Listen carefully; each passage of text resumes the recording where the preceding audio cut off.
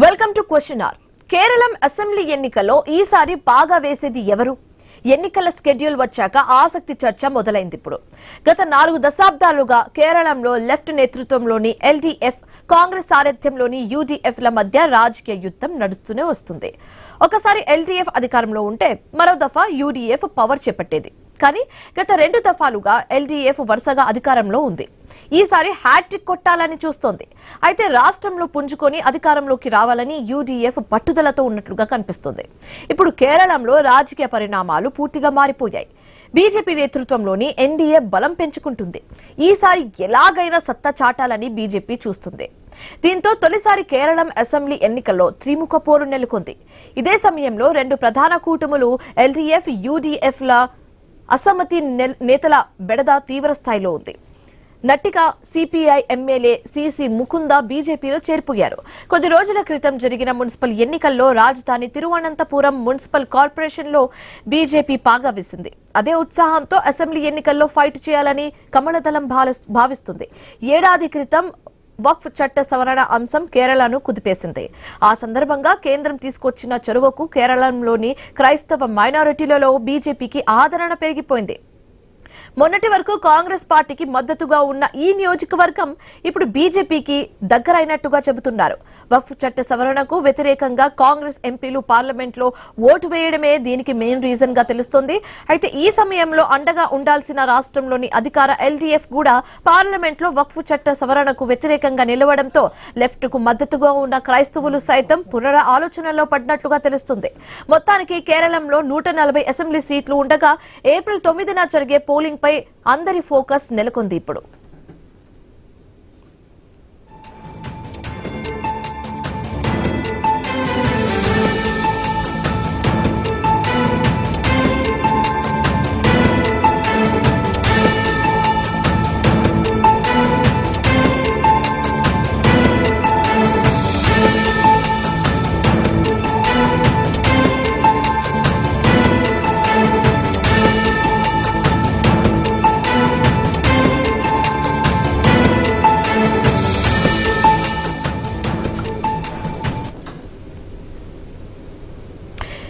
కేరళం రాజకీయాలకు సంబంధించి మొత్తం అంశం సమప్ చేసి అనలైజ్ చేసి చెప్పడానికి మా కొలీగ్ సుధా న్యూస్ రూమ్ నుంచి సిద్ధంగా ఉన్నారు. Over to you Sudha. Right Shivani, thank you. So మనం చూసుకోవచ్చు, కేరళంలో రాబోతున్న అసెంబ్లీ ఎన్నికలు ఏప్రిల్ 9th ఏవైతే జరగబోతున్నాయో అవైతే ఇప్పుడు ప్రస్తుతానికి హాట్ టాపిక్ గా మారాయి. ఎందుకంటే ఇప్పటి వరకు కేరళం ప్రజలు 40 ఏళ్లుగా కూడా ఎల్డీఎఫ్, యూడీఎఫ్ మధ్య ఈ అధికార మార్పిడి అనేది జరిగింది. అధికారం మొత్తం ఈ 2 పార్టీల చేతుల్లోనే ఉంది. అయితే ఇప్పటికే గత 2016 ఎన్నికల్లో గెలిచిన ఎల్డీఎఫ్ కి మళ్ళీ తిరిగి పట్టం కట్టి కేరళ ప్రజలు అయితే రాజకీయ ముఖ చిత్రాన్ని మార్చిన సిచ్యువేషన్ ఉంది. ఇప్పుడు 2021లో గెలిచిన ఎల్డీఎఫ్ పార్టీ ఇప్పుడు కూడా గెలవబోతుందా, లేకపోతే యూడీఎఫ్ పార్టీ ప్రతిపక్ష పార్టీగా ఉన్న యూడీఎఫ్ గెలుచుకుంటుందా అని ఆసక్తికర అంశం అయితే ఇప్పుడు ఉంది. అయితే ఇప్పుడు ఈ 2 పార్టీలే కాదు, ఇప్పుడు ఇది త్రిముఖ రాజకీయ పోరుగా అయితే మారబోతుంది. ఎందుకంటే బీజేపీ మొన్న జరిగిన స్థానిక సంస్థల ఎన్నికల్లో కూడా తిరువనంతపురం కార్పొరేషన్ ని గెలిచి అక్కడ బీజేపీ కూడా తన ప్రభావాన్ని చూపించబోతుంది. అయితే ఓవరాల్ గా ఇప్పుడు కేరళలో జరగబోతున్న ఈ అసెంబ్లీ ఎన్నికలు ఏవైతే ఉన్నాయో అవి మొత్తం కూడా 3 పార్టీల్లో కూడా మొత్తం ఆసక్తికరంగా ఉన్నాయి. ఎందుకంటే ఇటు మనం చూసుకోవచ్చు, ఇక్కడ సిపిఐ ఎమ్మెల్యే సిసి ముకుంద కూడా ఇటు బీజేపీలో చేరడం కూడా ఇప్పుడు ఒక ఇంట్రెస్టింగ్ విషయం మారింది. ఇప్పుడు రాబోతున్న ఈ ఎన్నికల సమయానికి సంబంధించి ఇప్పటికే బీజేపీ మొత్తం 47 అసెంబ్లీ నియోజకవర్గాలకు సంబంధించి ఇప్పటికే క్యాండిడేట్స్ ని కూడా డిక్లేర్ చేసేసింది. సో అయితే ఇప్పటికే మనం చూసుకున్న దాని ప్రకారం ఇప్పటికే కూడా ఈ రాబోతున్న ఎన్నికలకి సంబంధించి ముందుగానే స్పీడ్ పెంచి బీజేపీ పార్టీ దూసుకు వెళ్లే ఆలోచనలోనే ఉంది. ఎందుకంటే స్థానిక సంస్థల ఎన్నికలకి సంబంధించి ఇప్పుడు కూడా దాన్ని ఇంకాస్త బలోపేతం చేసుకొని ఈ అసెంబ్లీ ఎన్నికల్లో కూడా తన సత్తా చాటాలని అయితే చూస్తుంది. మరి ఓవరాల్ గా ఎన్నికలు ఏ విధంగా ఉండబోతున్నాయి, ఏంటి అంశాలు అయితే తెలుసుకుందాం. ఇప్పుడు మనతో పాటు మాట్లాడడానికి బీజేపీ నాయకురాలు శ్రీదేవి గారు అందుబాటులో ఉన్నారు. శ్రీదేవి గారు నమస్కారం అండి. నమస్కారం అండి. శ్రీదేవి గారు వినిపిస్తుందండి? వినిపిస్తోంది, చెప్పండి మేడం. శ్రీదేవి గారు, ఇప్పటి వరకు కేరళం ఉంది అంటే అధికార పార్టీ అంటే ఎల్డీఎఫ్, యూడీఎఫ్ మధ్య మాత్రమే అధికారం అనేది ఉంది. ఇప్పుడు బీజేపీ ఎంతవరకు ఇప్పుడు రాబోతున్న ఎన్నికల్లో ఎంతవరకు ప్రభావితం చేయబోతుంది అనుకుంటున్నారు? అంటే ఇప్పటికే 47 మందికి సంబంధించి ఇప్పటికే క్యాండిడేట్స్ ను కూడా ఫిక్స్ చేసేసారు. అంటే ఇంత దూకుడుగా ముందుకు వెళ్తుంది, దాని ప్రభావం ఇంపాక్ట్ ఏ విధంగా చూపించబోతుందండి బీజేపీ? ఇప్పుడు భారతీయ జనతా పార్టీ ఏదైతే దేశవ్యాప్తంగా జరుగుతోందో, దేశవ్యాప్తంగా చేస్తున్నారో అవే పనులు కేరళలో కూడా, కేరళీయంలో కూడా కొనసాగుతాయండి. కేరళలో ఏదైతే కొనసాగుతాయో అవన్నీ కూడా దేశవ్యాప్తంగా ముస్లిమ్స్ కి, క్రిస్టియన్స్ కి, లేకపోతే పార్సీలకి, వివిధగా మతాలకి, వర్గాలకి తేడా లేకుండా అందరికీ కూడా సమానమైనటువంటి ప్రాతిపదికన అందివ్వడం అనేది భారతీయ జనతా పార్టీ తీసుకునేటటువంటి ప్రైమరీ స్టాండ్. అక్కడ ఏకత్మత, మానవతావాదం, ప్రతి వాళ్ళు ఒక్కటేనన్నటువంటి విషయంగా పని చేయడం జరుగుతోంది. అదే విధంగా కేరళలో ఏదైతే స్థానికంగా ఉన్న పార్టీ ఫెయిల్యూర్ ఎక్కడవుతోందో అక్కడ పూర్తిగా బీజేపీ కార్యకర్తలు పనిచేసి వారి సామర్థ్యాన్ని పెంచుకుంటున్నారు. కులాలకు అతీతంగా, మతాలకు అతీతంగా కూడా భారతీయ జనతా పార్టీ కేసి ప్రజలందరూ చూస్తున్నారు. అందులో భాగంగా నాయకులు కూడా భారతీయ జనతా పార్టీని ఎక్కువగా ఆదరిస్తున్నారు. వారి ఆదరణ కారణంగా భారతీయ జనతా పార్టీలో గణనీయమైనటువంటి ఓటు శాతం పెరుగుతుంది. ఈసారి ఖచ్చితంగా అధికారంలోకి రావడానికి అవకాశం ఉందండి. ఈ వక్ఫ్ చట్ట సవరణ ఏదైతే ఉందో దానికి వ్యతిరేకంగా ఉన్న అటు కేరళంలో ఉన్న కాంగ్రెస్ వాళ్ళు వ్యతిరేకించారు కాబట్టి అటు ఉన్న కాంగ్రెస్ వాళ్ళ ఓట్లు ఇటు బీజేపీకి మళ్ళుతాయి అనే టాపిక్ అయితే ఉందో దానికి సంబంధించి ఏం చెప్తారండి? అవునండి, ఖచ్చితంగా వక్ఫ్ చట్టంలో కూడా బాధితులు ఎవరైతే ఉంటారో, లాభపడేవారు చాలా కొద్ది మంది దేశవ్యాప్తంగా, అదే విధంగా కేరళలో కూడా చాలా తక్కువ మంది మాత్రమే లాభం పొందుతున్నారు. ఎక్కువ మంది కష్టపడుతూనే ఉన్నారు. దానివల్ల ముస్లింస్ లో కూడా చాలా వర్గాల వాళ్ళు, చాలా పేదలు కూడా దానివల్ల ఎటువంటి లాభము పొందట్లేదు, ఖచ్చితంగా నష్టపోతున్నారు. అందువల్ల వాళ్ళు అందరూ కూడా భారతీయ జనతా పార్టీ ఏదైతే చేస్తోందో అందువల్ల భారతీయ జనతా పార్టీకి సపోర్ట్ గా ఉండడానికే ప్రయత్నం చేస్తున్నారు. కాబట్టి తప్పనిసరిగా భారతీయ జనతా పార్టీకి అది ప్లస్ అవుతుందండి. ఇప్పుడు శ్రీదేవి గారు ఇప్పుడు 2016లో ఎక్కడైతే త్రిశూర్లో అసెంబ్లీ నియోజకవర్గాన్ని గెలిచారో, అదేవిధంగా ఇప్పుడు 2021లో ఎక్కడైతే తిరువనంతపురం మేయర్ పీఠాన్ని అధిరోహించారు, ఇవి రెండు కూడా హిందూ ప్రభావితం ఉన్న ఏరియాలు. ఇప్పుడు నెక్స్ట్ అదేవిధంగా కేరళలో మొత్తం 50% వరకు కూడా మొత్తం మైనారిటీలో ఉన్న సిచ్యువేషన్ ఉంది. దాని ప్రకారం అంటే మిగిలిన వారి ఓట్లను మీ వైపు కన్వర్ట్ చేసుకునే విధంగా అంటే ఎటువంటి కార్యక్రమాలతో వెళ్ళబోతున్నారు? ఇప్పుడు భారతీయ జనతా పార్టీ బేసిక్ గా ఓట్ బ్యాంక్ గా మతాలని చూడదండి. ఓట్ బ్యాంక్ గా చూడకుండా అందరికీ ఆ సంక్షేమ పథకాలు సమానంగా అందించడంలో పూర్తిగా పనిచేస్తోంది. అందులో భాగంగా ప్రతి ఒక్కరూ కూడా లబ్ధిదారులుగానే ఉన్నారు. ఈ విషయాన్ని పూర్తిగా అర్థం చేసుకుంటున్నారు. దీంతో పాటు అక్కడ స్థానికంగా ఏదైతే కులాలు ఉన్నాయో, ఏదైతే మతాలు ఉన్నాయో, ఆ మతాల వారీగా క్రైస్తవుల్లో కూడా అక్కడ అందరూ ఒక క్రైస్తవులు కాదు, అందరూ ఒక ముస్లింస్ అంతా ఒక ముస్లింస్ కాదు. ముస్లింస్ లో వర్గాలు, క్రైస్తవుల్లో ఉన్న వర్గాలు ఏదైతే ఉన్నాయో వాళ్ళందరూ కూడా వాళ్ళల్లో ఉన్న డిఫరెన్స్ ఆఫ్ ఒపీనియన్స్ ఉన్నాయి. మా వెంపున భారతీయ జనతా పార్టీ వైపున కొంతమంది ఖచ్చితంగా సపోర్ట్ ఉన్నారు. ఏదైతే ఇవాళ కేరళ ఫైల్స్ లో జరుగుతోందో, ఆడపిల్లల్ని ఎత్తుకుపోవడం, లేకపోతే ఆడపిల్లల్ని మతం మార్చడానికి చేస్తున్నటువంటి ప్రయత్నం ఏదైతే ఉందో దానిని వ్యతిరేకించేటటువంటి వర్గం భారతీయ జనతా పార్టీ వెంపునే ఉంది. వర్క్ బోర్డు విషయంలో ఏదైతే భారతీయ జనతా పార్టీ తీసుకున్న స్టాండ్ కి అనుగుణంగా వారిని సపోర్ట్ చేసే వర్గం, ముస్లిం వర్గం భారతీయ జనతా పార్టీ వైపునే ఉంది. అదే విధంగా అన్ని వర్గాల నుంచి కూడా భారతీయ జనతా పార్టీ నుంచి లబ్ధి పొందుతున్న ప్రతి ఒక్కరూ కూడా భారతీయ జనతా పార్టీ చేస్తున్నటువంటి అభివృద్ధిని, డబుల్ ఇంజన్ సర్కార్ ని కోరుకుంటున్నారు. కాబట్టి ఖచ్చితంగా భారతీయ జనతా పార్టీ అధికారంలోకి వచ్చి తీరుతుందండి. ఓకే శ్రీదేవి గారు, ఇప్పుడు మనతో పాటు మాట్లాడడానికి విశ్లేషకులు వీరశేఖర్ గారు కూడా అందుబాటులో ఉన్నారు. వీరశేఖర్ గారు నమస్కారం అండి. నమస్తే మేడం. వీరశేఖర్ గారు, ఇప్పుడు ఈ కేరళం రాజకీయాలు ఏవైతే ఉన్నాయో ఇప్పటి వరకు అది ఎల్డీఎఫ్ యూడీఎఫ్ మధ్య ఉన్నాయి. ఇప్పుడు మూడవసారి కూడా అధికారంలోకి రావాలంటూ ఇటు ఎల్డీఎఫ్ ఆసక్తిగా ఉంది. ఇప్పుడు అదేవిధంగా యూడీఎఫ్ కూడా 10 ఏళ్ల బట్టి ఎక్కడైతే కోల్పోయిన అధికారాన్ని మళ్ళీ తిరిగి చేజిక్కించుకోవాలంటూ కూడా యూడీఎఫ్ ఉంది. ఈ రెండు పార్టీల మధ్యలో కూడా ఇటు బీజేపీ తన ప్రభావాన్ని చూపించుకోవాలంటూ కూడా, అక్కడ తన సత్తా చూపించుకోవాలంటూ కూడా ఇప్పుడు అక్కడ పోరాడుతుంది. ఓవరాల్ గా ఇటు కేరళం రాజకీయాలు ఏ పార్టీ వైపు ఇప్పుడు మొగ్గు చూపే అవకాశం ఉన్నాయంటారండి?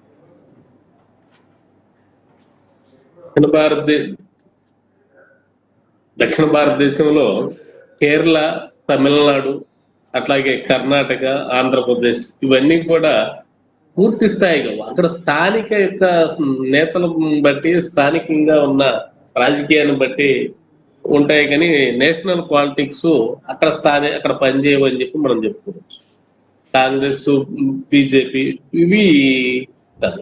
వాళ్ళతో ఎక్కడైతే స్థానికంగా ఉన్న పార్టీస్, స్థానికంగా ఉన్న నేతలు కలుపుకొని వెళ్ళే ఎవరైనా కూడా అక్కడ విజయం సాధించే అవకాశం ఉంటుంది. ఎల్డిఎఫ్ వచ్చేసి కాంగ్రెస్ పార్టీతో కలిసిపోయిందే కానీ అక్కడ కాంగ్రెస్ పార్టీయా బీజేపీయా పూర్తి స్థాయిగా ఎవరిని అధికారంలో కూర్చోబెట్టాలని చెప్పి వాళ్ళు చూడరు.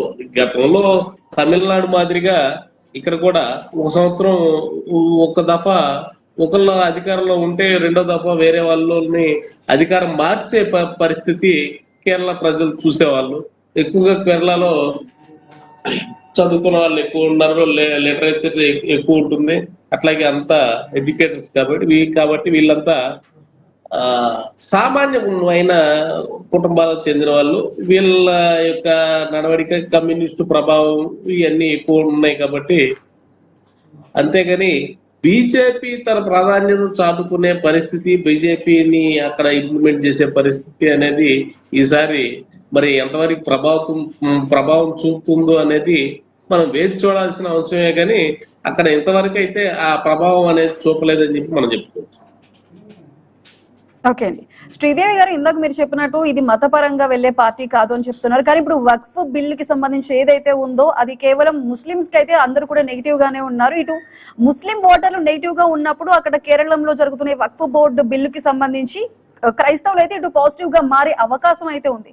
కానీ ఏ లెక్కను చూసుకున్నా సరే అయితే మనకి ఏదో ఒకరి మద్దతు మాత్రమే ఇటు బీజేపీకి లభించే అవకాశం ఉంది. అందులో కూడా సగం షేర్ అవ్వబోతుంది. ఎందుకంటే కాంగ్రెస్ వైపు ఉన్నవారు సగం మంది ఇటువైపు వచ్చే అవకాశాలు ఉన్నాయి. దీని ప్రకారం మీరు ఏ విధంగా ముందుకు వెళ్తారండి? ప్రస్తుతం ఉన్న పరిస్థితుల్లో అండి దేశంలో సార్ మేడం, ప్రస్తుతం ఉన్న పరిస్థితుల్లో భారతదేశం మొత్తం ఒక యూనిట్ గా ఉండవలసిన అవసరం అయితే ఉందని ప్రతి ఒక్కరూ భావిస్తున్నారు. అందులో భాగంగా ఇప్పుడు కేరళలో ఏదైతే మతపరమైనటువంటి వ్యతిరేకత ఉందో వ్యతిరేకించే వారి శాతం ఖచ్చితంగా ఏదైతే దానివల్ల లబ్ధి పొందుతున్నారో వారు మాత్రమే వ్యతిరేకిస్తారు. లబ్ధి పొందుతున్న వారి శాతం ఖచ్చితంగా 2 నుంచి 3% మాత్రమే ఉంటుంది. ఎక్కడైనా సరే వక్ఫ్ బోర్డు విషయంలో కానీ లేకపోతే క్రైస్తవం విషయంలో కానీ ఏదైతే లబ్ధి జరగట్లేదో, ఏదైతే పేదలుగా ఉన్నారో, ఏదైతే సామాన్య జీవనం గడుపుతున్నారో వాళ్ళందరూ కూడా భారతీయులుగానే భావిస్తున్నారు. ఇవాళ నష్టపోతున్న వాళ్ళందరూ కూడా మతానికి అతీతంగా, క్రైస్తవమా లేకపోతే ఇస్లామా అనే మతానికి అతీతంగా భారతీయ జనతా పార్టీకి మద్దతుగా నిలుస్తున్నారు. దానికి కారణం ఇందాక వారు చెప్పినట్టుగా తప్పనిసరిగా స్థానికంగా ఉన్న పరిస్థితులే కారణం, స్థానికంగా పనిచేస్తున్నటువంటి భారతీయ జనతా పార్టీ నాయకులే కారణం, వారి వ్యక్తిగత వ్యవహార శైలి కూడా అందులో కారణం. ఇప్పుడు సురేష్ గోపి గారు అక్కడి నుంచి గెలిచారంటే అక్కడ ఖచ్చితంగా భారతీయ జనతా పార్టీకి క్రైస్తవులు ఓటు వెయ్యబట్టే గెలిచారు. క్రైస్తవులు భారతీయ జనతా పార్టీ వెంపు ఉన్నారు కాబట్టే గెలిచారు. కాబట్టి ఇక్కడ పార్టీ అనే దానికన్నా కూడా ఖచ్చితంగా వ్యక్తిని కూడా, వ్యక్తి యొక్క వ్యక్తిగత నిష్టని, ప్రజా సంక్షేమాన్ని, ఆయన చేసేటువంటి పనుల్ని దృష్టిలో ఉంచుకుని అక్కడ కంటెస్ట్ చేస్తున్నటువంటి వ్యక్తుల యొక్క ప్రభావం కూడా పార్టీ మీద ఉంటుంది, అలాగే ప్రజల మీద ఉంటుంది. అక్కడ అభివృద్ధి కోరుకునే ప్రతి ఒక్కరూ కూడా భారతీయ జనతా పార్టీ వెంట ఉండి భారతీయ జనతా పార్టీని గెలిపించడానికి ఈసారి తప్పకుండా కంకణం కట్టుకున్నారని మాత్రం మాకున్న సమాచారం. ఓకే శ్రీదేవి గారు, ఇప్పుడు మనతో పాటు మాట్లాడడానికి మరి రాజకీయ విశ్లేషకులు కట్టా గౌతమ్ గారు కూడా అందుబాటులో ఉన్నారు. గౌతమ్ గారు నమస్కారం అండి. గౌతమ్ గారు వినిపిస్తుందండి?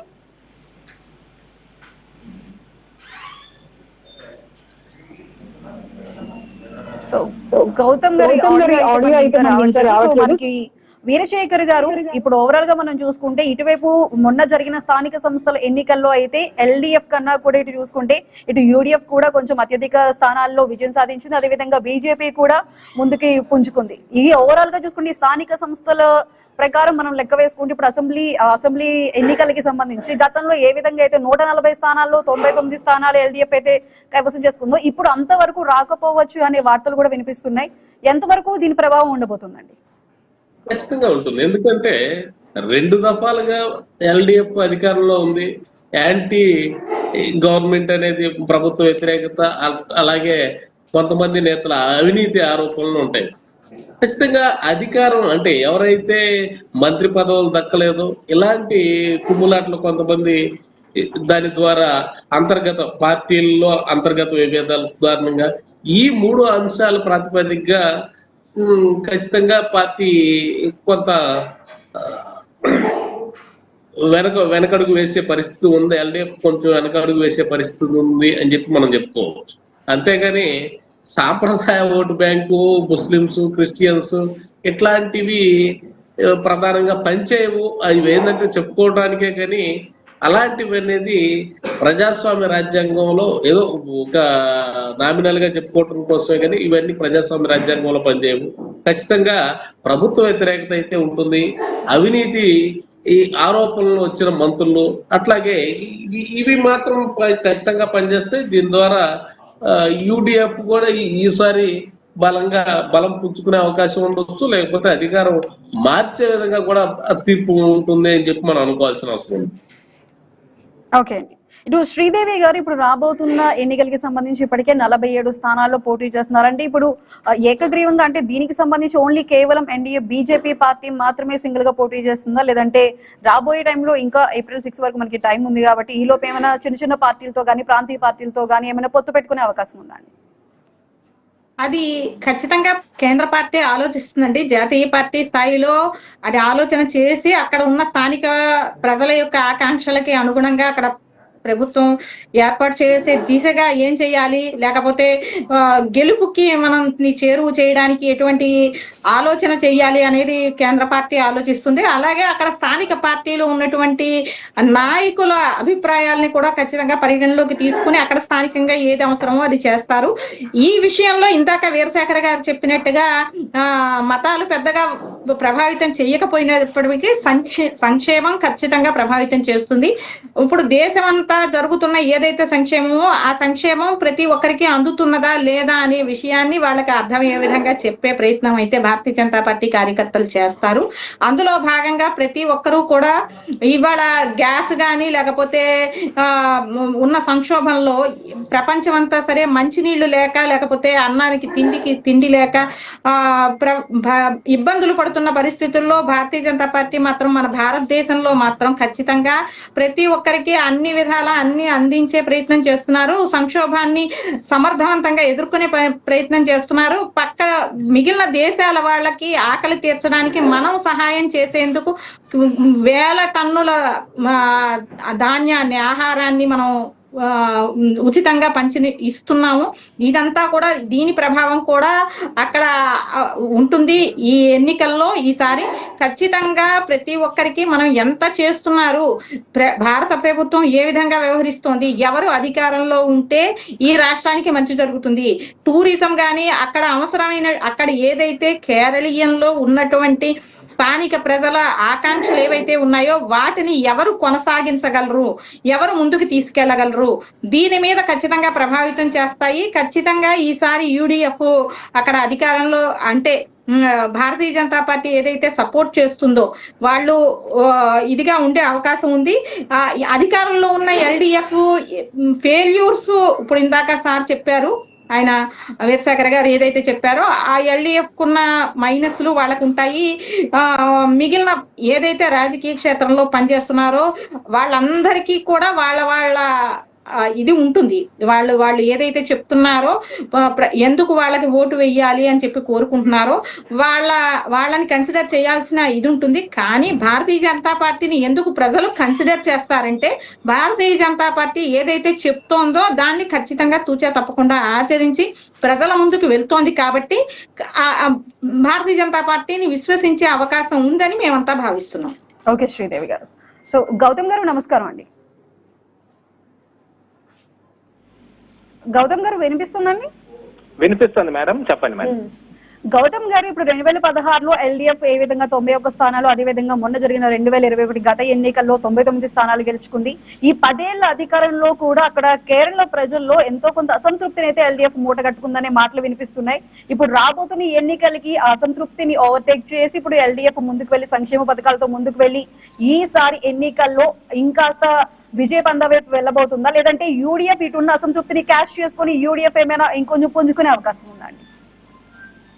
గత 2 ప్రభుత్వాలు ఎల్డీఎఫ్ ఆధ్వర్యంలోనే నడిచాయి కాబట్టి రెండు దఫాలుగా ఈసారి కొంచెం ప్రజా వ్యతిరేకతని ఎదుర్కోవాల్సిన ఆవశ్యకత అయితే ఖచ్చితంగా కనపడుతోంది. కాకపోతే దాన్ని యూడీఎఫ్ ఏ రూపాన క్యాష్ చేసుకుంటుంది, దాంతో పాటుగా ఏంటంటే ఇప్పుడు ఎన్డీఏ కొంచెం బలం పుంజుకున్నట్టుగా కనపడుతోంది. ఆ బలం ఏంటి, నిజంగా బలమేనా వాపా అనేది కూడా చూడాలి. ఎందుకంటే ఇది మనకు ఉన్న భారత రాష్ట్రాల్లోనే దాదాపుగా తమిళనాడు కానీ కేరళ కానీ డిఫరెంట్. అక్కడ రాజకీయం వాళ్ళు స్థానిక రాజకీయమే ఉంటుంది, స్థానిక సమస్యల పట్ల ఇదే ఉంటుంది. దాంతో పాటుగా కేరళలో వచ్చేటప్పటికి మీకు లిటరసీ పర్సంటేజ్ ఎక్కువ ఉండటం మూలన వాళ్ళు ఎక్కువగా ఆలోచించి వాళ్ళు సొంత నిర్ణయాలు తీసుకునే స్థాయిలోనే ఇంకా అక్కడ ప్రజలు ఉన్నారు కాబట్టి వాళ్ళు ఆలోచించుకుంటారు. ఈ సంక్షేమం అంటే ఏమిటి, సంక్షోభంలో ఎలాగ ముందుకెళ్తున్నాం అనేది ఖచ్చితంగా ఇప్పుడు జరుగుతున్న ఈ సంక్షోభం ఏదైతే ఉందో గ్యాస్ కానీ చమురు సంక్షోభం అనే దాంట్లో ఎన్డీఏ ఒకంత వెనకడుగు వేసిందనే చెప్పుకోవాలి నా ఉద్దేశం ప్రకారంగా అయితే. ఎందుకంటే మనం రష్యాతో ఉన్న ఒప్పందాలను అమెరికా మీద ఆధారపడి వాడి దగ్గర నుంచి చమురు కొనాల్సి వచ్చిన పరిస్థితిని ఇప్పుడు ఖచ్చితంగా కేరళ ప్రజలు కూడా అర్థం చేసుకుంటారు. దీంతో పాటుగా ఏంటంటే ఇప్పుడు స్థానికంగా జరిగిన కొన్ని సర్వేల ఆధారంగా కూడా చూస్తే ఎన్డీఏది కొంచెం వాపులాగానే కనపడుతుంది నా వరకైతే. నేను ఈసారికి యూడీఎఫ్ దాన్ని గెయిన్ చేస్తుందేమో, ప్రజా వ్యతిరేకతను ప్రభుత్వం మీద ఉన్న ప్రజల్లో ఉన్న వ్యతిరేకతని మూటగట్టుకోవడంలో యూడీఎఫ్ సక్సెస్ఫుల్ అవుతుందనేది నేను అభిప్రాయపడుతున్నాను. అవటానికి 3 జాతీయ పార్టీల ఆధ్వర్యంలో ఉన్న ఈ కూటమిలే అయినప్పటికీ గాను జాతీయ పార్టీల్లో కూడా ఇప్పుడు ఎల్డీఎఫ్ అంటే ఒక రకంగా చెప్పుకోవాలి అని అంటే అది లెఫ్ట్ పార్టీస్, ఒక సెక్యులర్. అట్లాగనే యూడీఎఫ్ చెప్పుకున్న యూడీఎఫ్ కాంగ్రెస్ ఆధ్వర్యంలో ఉన్న యూడీఎఫ్ కూడా అది కూడా ఒక సెక్యులర్ కిందే చెప్పుకోవాలి. కానీ ఎన్డీఏకి వచ్చేటప్పటికి అది నాన్ సెక్యులర్ పార్టీ అనేది కేరళ ప్రజలు అందరూ గుర్తుంచుకుంటారు. ఆ విషయంలో మతపరమైన గొడవల్ని అక్కడ ఎక్కువగా ఎంకరేజ్ చెయ్యరు. యాక్చువల్ గా అక్కడ చెప్పదలుచుకుంటే ముగ్గురు అటు హిందువులు కావచ్చు, ఇటు క్రైస్తవులు కావచ్చు, ఇటు మహమ్మదీయులు కావచ్చు, ఎక్కువగా ప్రాధాన్యత చూపించే వేరు ప్రాంతాలు ఉన్నాయి. ఆయా ప్రాంతాల్లో వాళ్ళ బలాబలాలను చూపించినప్పటికీ మొత్తంగా ఈ స్టేట్ మొత్తంగా వచ్చేటప్పటికి సంక్షేమం అనే దాంట్లో కానీ సంక్షోభంలో మన ప్రభుత్వాలు ఎదుర్కొంటున్న దీంట్లో కానీ ఖచ్చితంగా ఎన్డీఏ వెనకంజలోనే ఉంటుందని నా అభిప్రాయం. అది కాకుండా ఏంటంటే ఎక్కడ ఒక చోట మొన్న సురేష్ గోపి లాంటి వాళ్ళు మంత్రి పదవి దాకా వెళ్ళినప్పటికీ కూడా వాళ్ళు రాజీనామా చేసి మళ్ళీ కొన్ని పర్సనల్ కారణాలని చెప్పుకుంటున్నప్పటికీ గాను వెనకున్న కొద్దిపాటి కారణాలని కేరళ ప్రజలు అర్థం చేసుకుంటారు. దాంతో పాటుగా ఏమిటి అని అంటే మిగతాది మొన్న కైవసం చేసుకున్న కొద్ది 6 సీట్లు అది ఎన్డీఏ బీజేపీ నేతృత్వంలో వాళ్ళు కైవసం చేసుకున్నప్పటికీ అంత ప్రభావం చూపించకపోవచ్చు. ఎందుకంటే దక్షిణ భారతదేశంలోనే బీజేపీ యొక్క ప్రభావం మాక్సిమం కర్ణాటకలోనే కనపడుతుంది తప్ప మిగతా ఎక్కడ ఇటు తమిళనాడులో కావచ్చు, అటు కేరళలో కావచ్చు, ఆంధ్ర తెలంగాణలో కూడా మొన్న సార్వత్రిక ఎన్నికల్లో 8 ఎంపీ సీట్లు గెలిచినప్పటికీ మళ్ళీ మున్సిపల్ ఎన్నికలు వచ్చేటప్పటికి చూడండి పరిస్థితి ఎలాగైపోయింది, అట్టడుగు స్థాయికి వెళ్ళిపోలేదు. అలాంటి పరిస్థితులు ఇప్పుడు కేరళలో కూడా ఉంటాయి. స్థానికంగా వాళ్ళ స్టేట్ వరకు వచ్చేటప్పటికి ఇప్పుడు ఖచ్చితంగా అక్కడ మతపరమైన గొడవలు ఏమీ రాకుండా చూసుకోవడానికి అనేక రకాలుగా అక్కడ ప్రజలు ఆలోచించి తీరతారు. ఈ విషయంలో ఎన్డీఏ ఒక రకంగా వెనకంజలో ఉందనుకోవాలి. నేనైతే యూడీఎఫ్ కి ఛాన్సెస్ ఎక్కువ కనపడుతున్నాయి అనుకుంటున్నాను. గౌతమ్ గారు, మీరు అన్నట్టు యూడీఎఫ్ కి అంటే ఇటున్న 10 ఏళ్ల కాలంలో ఉన్న రాజకీయ అధికారంలో ఉన్న ఎల్డీఎఫ్ కి సంబంధించి వ్యతిరేకతని యూడీఎఫ్ మార్చుకుంటుంది. కానీ యూడీఎఫ్ పార్టీలో ఉన్న అసమ్మతి నేతల విషయంలోని ఏ విధంగా ముందుకు వెళ్ళబోతుంది? ఎందుకంటే ఇప్పటికే యూడీఎఫ్ పార్టీ కాంగ్రెస్ తో ఉన్న యూడీఎఫ్ లో అసమ్మతి నేతలు అయితే మనకి కనిపిస్తూనే ఉన్నారు. మరి వాళ్ళని కలుపుకొని ఏ విధంగా ఎన్నికల్లోకి ముందుకు వెళ్ళబోతుంది? అదే కాకుండా కాకుండా ఇటు ఎల్డిఎఫ్ కి సంబంధించి పినరయి విజయన్ కి స్టాండ్ గా అవతల నించునే సీఎం క్యాండిడేట్ కూడా ఎవరు లేరనే వాదన కూడా వినిపిస్తుంది. దానికి సంబంధించి ఏం చెప్తారండి? అది అది ఒక ఎంత నిజమేనండి మీరు అంటున్నట్టు. కాకపోతే ఏంటంటే ఇప్పుడు ఈ ప్రజా వ్యతిరేకత మొత్తం ప్రజల్లో ప్రభుత్వం పట్ల వచ్చిన వ్యతిరేకత మొత్తం పినరయి విజయన్ మీదనే ప్రభావితం చూపిస్తుంది తప్ప ఇప్పుడు అవతల క్యాండిడేట్ ఎవరు అనే దానికంటే కూడా గతంలో ఆల్రెడీ యూడిఎఫ్ పాలన ఏమిటనేది చూసిన తర్వాత కూడా మీరు చూసారంటే ఎక్కువగా లోకల్ పార్టీస్ అయితే ఆ పార్టీ ఈ పార్టీ లేదు, వాళ్ళు ఏ పార్టీలతోటి నేషనల్ లెవెల్లో ఉన్న పార్టీలతోటి కలిశారు అనే దాన్ని చూసుకుంటారు. కాబట్టి ముందు స్థానికంగా ఉన్న పార్టీ, ఆ తరువాత స్థానికంగా బలంగా ఉన్న పార్టీని, ఆ బలంగా ఉన్న పార్టీల్లో ఎవరు అంటే ఇప్పుడు అక్కడ ఉన్న పరిస్థితుల ప్రకారంగా సీఎం క్యాండిడేట్ ఎవరు అని ఎంచుకునే దాని మీదలో వాళ్ళు ఒకంత ఇప్పటికీ గందరగోళంగానే ఉన్నారు. కాబట్టి ఆ విషయంలో ఒకంత వాళ్ళకి మైనస్ పాయింట్ అనే చెప్పుకోవాలి. కానీ ఎన్నికలు దగ్గర పడే తరుణంలో ఎవరో ఒకళ్ళని అక్కడ ఖచ్చితంగా ఒప్పించుకొని ఒక సీఎం క్యాండిడేట్ అయితే వాళ్ళు కూడా ముందు పెట్టుకుంటారు కదా. దీన్ని ఇలాగ కొనసాగించుకుంటూ పోయి మేము ఎన్నికల తర్వాత చూస్తాం అని చెప్పటం అనేది అక్కడ కొద్దిగా కల్లా. యాక్చువల్ గా అలాంటి సంస్కృతి ఎన్డీఏలో ఎక్కువగా ఉంటుంది. ఎవరిని సీఎం క్యాండిడేట్ అనౌన్స్ చేయకుండా అక్కడ ఇదిగో పలానా వాళ్ళని చెప్పకుండా ఎన్నికలకు వెళ్ళినా గెలవగలిగే పరిస్థితులు ఉన్న చోట ఎన్డీఏ అలాగనే ప్రభావితం చూపిస్తుంది. కానీ దక్షిణ భారతదేశంలోకి వచ్చేటప్పటికి హిందుత్వవాదం మీద మెయిన్ గా బేస్ అయ్యేదైతే కనుక ఖచ్చితంగా దెబ్బ తగులుతుంది. దాంట్లో సెక్యులర్ పార్టీస్ కే ఎక్కువ ఛాన్సెస్ ఉంటాయి అనేది నా అభిప్రాయం. ఓకే గౌతమ్ గారు, థ్యాంక్ యూ సో మచ్ అండి. శ్రీదేవి గారు, వీరశేఖర్ గారు, థ్యాంక్ యూ సో మచ్ అండి పాల్గొన్నందుకు. సో మనం చూసుకోవచ్చు ఈ రాబోతున్న ఈ కేరళం ఎన్నికలకి సంబంధించి అయితే సర్వత్రా ఆసక్తి నెలకొందని చెప్పాలి. ఎందుకంటే ఇప్పటి వరకు ఉన్న ఎల్డిఎఫ్ యూడిఎఫ్ పార్టీల మధ్యలో ఇప్పుడు ఎన్డీఏ బీజేపీ కూడా నిలబడబోతుంది. బీజేపీ మరి ఎంత మేరకు సత్తా చాటబోతుంది, అదేవిధంగా 10 ఏళ్ల ప్రస్థానాన్ని కంటిన్యూ చేయబోతుంది ఎల్డిఎఫ్, లేదంటే అటువైపు ఉన్న మైనస్లని పాజిటివ్ గా మార్చుకుని ఇటు యూడిఎఫ్ అధికారంలోకి రాబోతుంది అనే విషయాలు అయితే చూడాల్సి ఉంది. ఇది question ever. Keep watching I news. మీతోనే